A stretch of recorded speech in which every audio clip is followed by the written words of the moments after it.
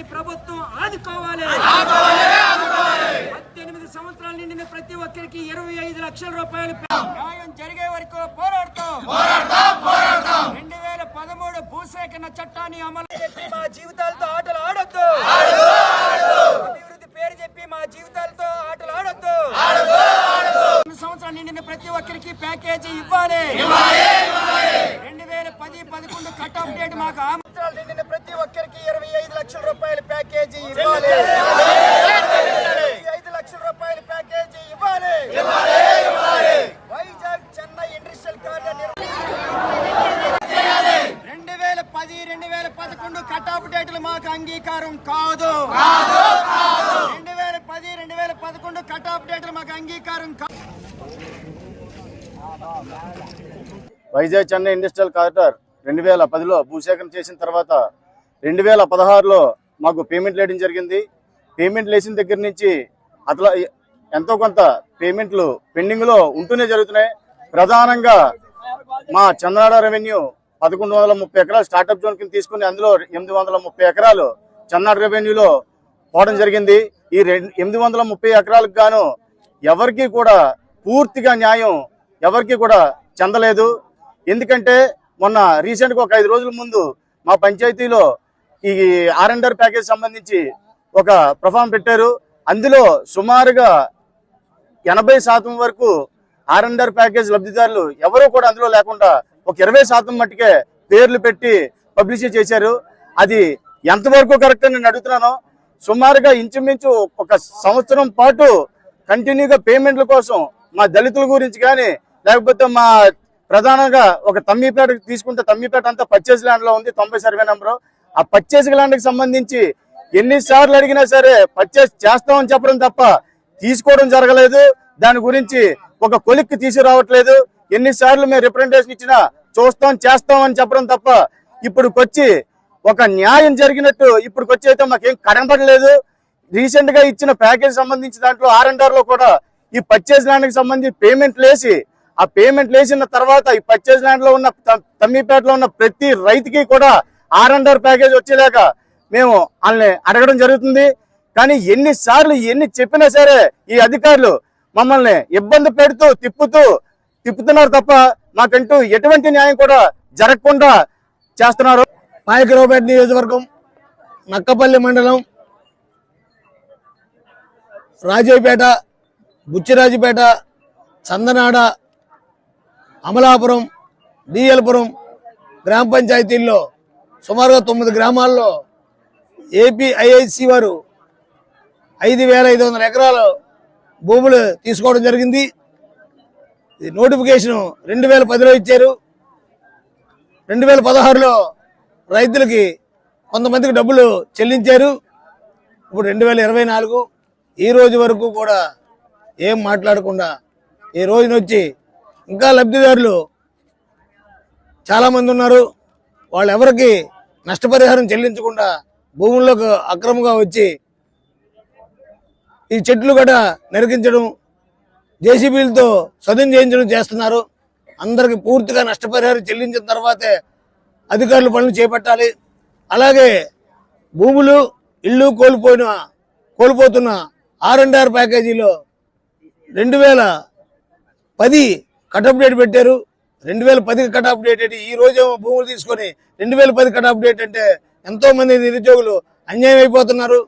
2024 cut off date పెట్టి 18 సంవత్సరాల నిండిన ప్రతి ఒక యువకుడికి R&R ప్యాకేజ్ చెల్లించాలి. అలా అయితేనే మా రైతులందరూ భూములు ఖాళీ చేస్తారు. లేకపోతే మరో సోంపేటలాగా ఎంత యుద్ధం జరిగినా సరే ఖాళీ చేయడానికి సిద్ధంగా లేరని తెలియజేస్తున్నాం. నక్కపల్లి మండలంలో ప్రభుత్వం వారు వైజాగ్ చెన్నై ఇండస్ట్రియల్ కారిడార్ పేరు చెప్పి రాజీపేట, బుచ్చిరాజుపేట, చందనాడ, వేంపాడు, డిఎల్పురం 5 రెవెన్యూ గ్రామాల్లో సుమారుగా 5,500 ఎకరాలు భూములు సేకరిస్తా ఉన్నారు. ఈ భూసేకరణ ప్రక్రియ 2010లో ప్రారంభమైంది. 2010లో ఆనాడు రైతాంగం, మత్స్యకారులు, పేదవాళ్ళందరూ కలిసి ఎట్టి పరిస్థితుల్లో మేము భూములు ఇచ్చే ప్రసక్తే లేదని చెప్పి అనేక విధాలుగా పోరాడినప్పటికీ ఆనాటి ప్రభుత్వం ఎలాగైనా భూములు తీసుకోవాలని చెప్పేసి ముందుకెళ్తున్నటువంటి నేపథ్యంలో రాష్ట్ర అత్యున్నత న్యాయస్థానాన్ని మేము ఆశ్రయించడం జరిగింది. రాష్ట్ర అత్యున్నత న్యాయస్థానం అయినటువంటి హైకోర్టు స్పందించి ఇదేమి భూసేకరణ, ఈ భూసేకరణ వెంటనే నిలుపుదల చేయాలని చెప్పి ఆనాటి రాష్ట్ర ప్రభుత్వానికి తీవ్రంగా చీవేట్లు పెట్టడం జరిగింది. 2010 నుంచి 2016 వరకు కోర్టులో స్టే ఉంది. అయితే 2016లో ఆనాడు అధికారంలోకి వచ్చినటువంటి ప్రభుత్వం ఈవేళ ఆంధ్ర రాష్ట్రంలో కూటమి ప్రభుత్వానికి నాయకత్వం వహిస్తున్నటువంటి పార్టీ ఆనాడు అధికారంలో ఉంది. వాళ్ళు భయపెట్టి బెదిరించి భూములు స్వాధీనం చేసుకోవడానికి ముందుకు రావడం జరిగింది. అయితే 2010 నుంచి 2016 వరకు ఆగిపోయినటువంటి భూసేకరణ ప్రక్రియ 2016 నుంచి వేగవంతమైంది. అయితే ఇప్పుడు ఈవేళ ప్రభుత్వం వారు చెప్తా ఉన్నారు 2010-11 కట్ ఆఫ్ డేట్ గా భావించి అప్పటికి 18 సంవత్సరాలు నిండిన వారికి మాత్రమే మేము R&R ప్యాకేజీ ఇస్తామని చెప్పేసి చెప్తా ఉన్నారు. దీన్ని మేము తీవ్రంగా ఖండిస్తా ఉన్నాం. 2010-11లో మీరు భూసేకరణకు నోటిఫికేషన్ ఇచ్చిన తర్వాత మేము పోరాడి రాష్ట్ర అత్యున్నత న్యాయస్థానం అయినటువంటి హైకోర్టును ఆశ్రయిస్తే 2016 వరకు భూసేకరణ ప్రక్రియ ఆగిపోతే మీరు మళ్ళా 2010-11ని కట్ ఆఫ్ డేట్ గా ఎలా పరిగణిస్తారు అని చెప్పేసి ఇవాళ జిల్లా అధికార యంత్రాంగాన్ని, జిల్లా కలెక్టర్ని మేము ప్రశ్నిస్తా ఉన్నాం. ఇది నిర్వాసుల యొక్క పొట్టలు కొట్టడమే అవుతుంది తప్ప నిర్వాసులకి న్యాయం చేయడం అనేది కాదు. ఇవాళ నిర్వాసుల యొక్క త్యాగాల పునాదుల మీద ఇక్కడ అభివృద్ధి పేరు చెప్పి పరిశ్రమలు పెట్టాలని చెప్పి ప్రభుత్వం భావిస్తే మరి ఇక్కడ నిర్వాసులుగా ఉన్నటువంటి రైతాంగం, మత్స్యకారులు, ఇతర పేదవాళ్ళు ఎలా జీవించాలి, వాళ్ళు ఎలా బ్రతకాలని చెప్పేసి ఈ సందర్భంగా ప్రభుత్వాన్ని అడుగుతా ఉన్నాం. దానిపైనే ఇటీవల 2024 సెప్టెంబర్ 17వ తేదీన అనకాపల్లి జిల్లా గౌరవ కలెక్టర్ గారిని కలిసాం, సమస్యల్ని వివరించాం.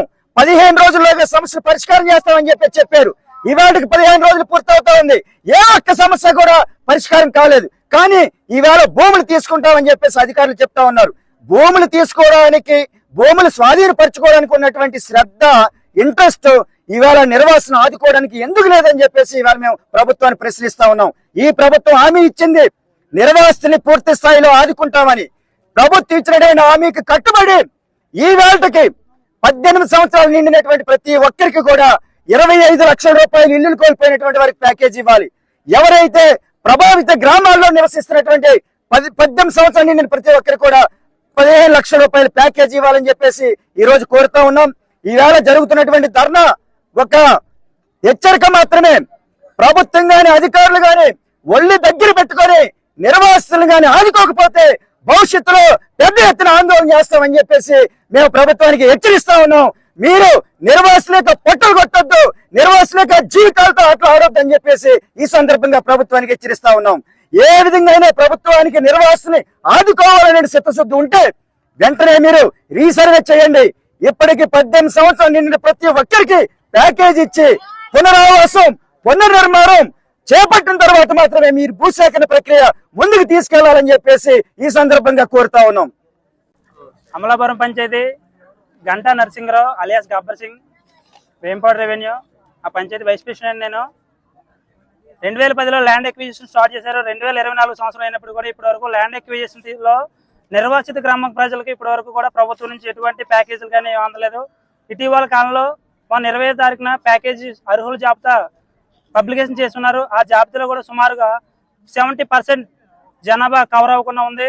మరికొన్ని గ్రామాల్లో, గ్రామ కంటాల్లో కానీ, రాష్ట్రాల్లో కానిటువంటి కానీ జరైతేపులో భూములు ఉన్నటువంటి ఇల్లు కానీ ఇప్పటివరకు పూర్తి పరిహారం చేయలేదు. అనేక మార్లు అధికారులు దృష్టి తీసుకెళ్ళినప్పుడు కూడా అధికారులు ఇప్పటివరకు స్పందించకపోవడం, గత ఈ నెలలో గౌరవ కలెక్టర్ గారికి గ్రీవియన్స్ కి అప్పీల్ చేయడం, ఎటువంటి దరఖాస్తు ఇచ్చినప్పుడు కూడా ఇచ్చినటువంటి దరఖాస్తులకి రైతులు అనేక సార్లు తిరుగుతున్నప్పుడు కూడా ఎవరికి కూడా న్యాయం జరగకపోవడం అనేది ప్రధానంగా కనబడుతుంది. గవర్నమెంట్ వచ్చినప్పటి నుంచి కూడా ఏదో ఆస్కలిస్తుందని చెప్పి ఎదురు చూస్తున్నాం. ఇప్పటి వరకు కూడా దీని మీద స్పందన లేదండి. పూర్తి స్థాయిలో మరొకసారి దర్యాప్తు చేసి ప్రతి ఒక్కరికి కూడా ప్యాకేజీ రావాల్సినటువంటి ప్రతి ఒక్కరిని సర్వే చేసి, సర్వే వచ్చినటువంటి లిస్టులో అందరికి కూడా ఒకేసారి ప్యాకేజీ పరిహారం 18 సంవత్సరాలు నిండిన ప్రతి ఒక్కరు కూడా ఒకేసారి ప్యాకేజ్ ఇచ్చేలాగా, ఎఫెక్ట్ అయినటువంటి పీపుల్స్ కూడా అదే సమయంలో ప్యాకేజ్ ఇచ్చేలాగా ఇప్పటి వరకు జరైతీలో మాత్రమే ప్యాకేజ్ సర్వే చేశారు. రాష్ట్రాల్లో ఉన్నటువంటి వారికి, గ్రామకంఠంలో ఉన్నటువంటి వారికి అందరికీ ఇళ్లకు పరిహారం చేసి గ్రామకంఠం, జరైతీ, రాష్ట్రాల్లో ఉన్నటువంటి ఇటువంటి సాగు భూముల్లోనే దీపట్టా భూముల్లో ఇల్లు కట్టుకున్న అందరికీ కూడా ఒకేసారి ప్యాకేజ్ పరిహారం చేయించి R&R ప్యాకేజీని సమీప దగ్గరలో ఉన్న దగ్గరలో ఇచ్చి అందరికి కూడా న్యాయం చేస్తారని చెప్పి కోరుకుంటున్నామండి. చాలా కాలం నుండి విన్నవించుకున్నప్పుడు కూడా ఇప్పటికైనా సరే మా సమస్యని పరిష్కరిస్తుంది. అధిక సంఖ్యలో ఎంఆర్ఓ ఆఫీస్ గారి దగ్గరికి వచ్చి ఈరోజు ధర్నా చేయడం జరుగుతుంది. ఈ ధర్నాలో పాల్పంచుకున్న ప్రతి ఒక్కరు కూడా అనేక మార్లు తెలియజేస్తున్నారు. ప్రతి ఒక్కరి దృష్టి కూడా ఒకసారి మీరు ఇంకొకసారి అవగాహన చేసుకుని ఈ సమస్యను పరిష్కారం చేస్తారని కోరుకుంటున్నాం.